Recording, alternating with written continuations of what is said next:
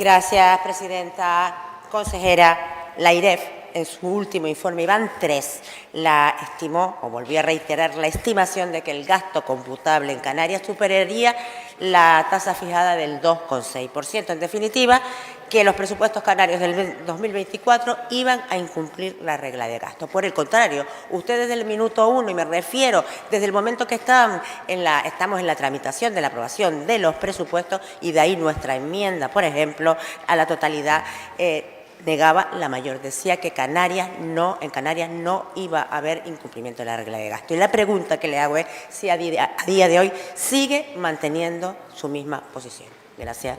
Señora diputada, bueno, no creo recordar nunca que dijéramos que la regla del gasto la íbamos a cumplir o dejar de cumplir, que lo íbamos a intentar sí, pero estábamos, a los hechos me remito, estábamos proponiendo reformas de la Ley de Estabilidad para que las medidas coercitivas inherentes a la regla del gasto no nos fueran aplicables. Mire, dice usted la Autoridad Independiente de Responsabilidad Fiscal. La Autoridad Independiente nos dice que vamos a cerrar con un superávit del 0,5, es decir, 291 millones. Superávit.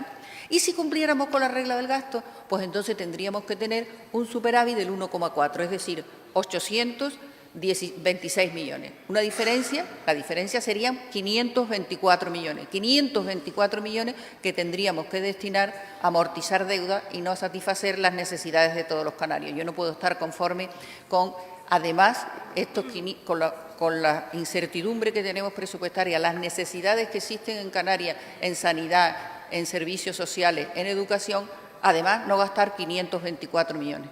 Gracias, presidenta. Consejera, sinceramente, con todo el cariño del mundo, hágaselo mirar. Sinceramente, hágaselo mirar. Primero, porque yo solo le he preguntado cuál era su posición y no todo ese libro que me ha vendido, que no le he preguntado, pero como siempre, usted a lo suyo. Pero además le digo, proponer es eso, proponer, como usted decía, presupuesto es presuponer, no. Proponer es proponer, usted le ha propuesto, Canarias le ha propuesto, el Gobierno de Canarias le ha propuesto al Ministerio o a la ministra lo que considera oportuno, pero que usted le proponga a la ministra y que la ministra la acepte son dos cosas distintas. Y mientras no se cambie la ley que rige es la que existe, nos guste o no nos guste.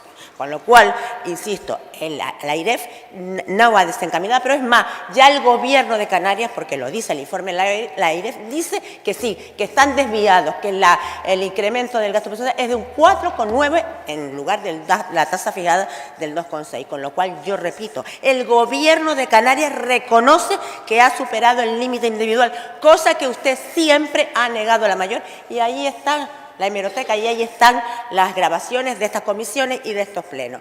Con lo cual, aún, y estamos en julio, porque los datos creo que eran de junio, aún me falta porque llegue, insisto, diciembre, a ver cuánto nos pasamos. Y lo que ocurre, ¿qué pasa?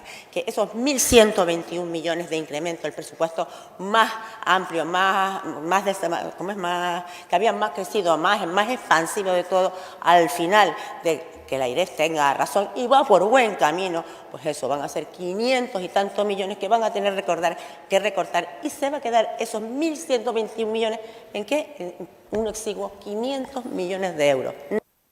Señora diputada, yo entiendo que usted estuviera preocupada porque Canarias no cumple la regla del gasto. Si el caso de Canarias fuera único, Canarias, o 2 o 3 regiones, pero es que son todas. Algo pasa en España cuando todas las comunidades autónomas incumplen la regla del gasto sin excepción. También lo incumple la Administración central y también, como le he dicho, lo incumplen 10 importantes entidades locales, entre ellas el Ayuntamiento de Las Palmas y el Cabildo de Tenerife.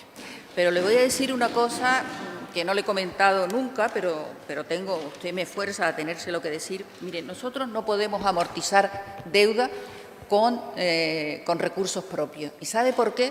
Hay muchas razones que se han expuesto, pero hay otra que le voy a comentar, porque ustedes nos dejaron un saldo de tesorería, un remanente de tesorería negativo en 2022, 600 y pico millones.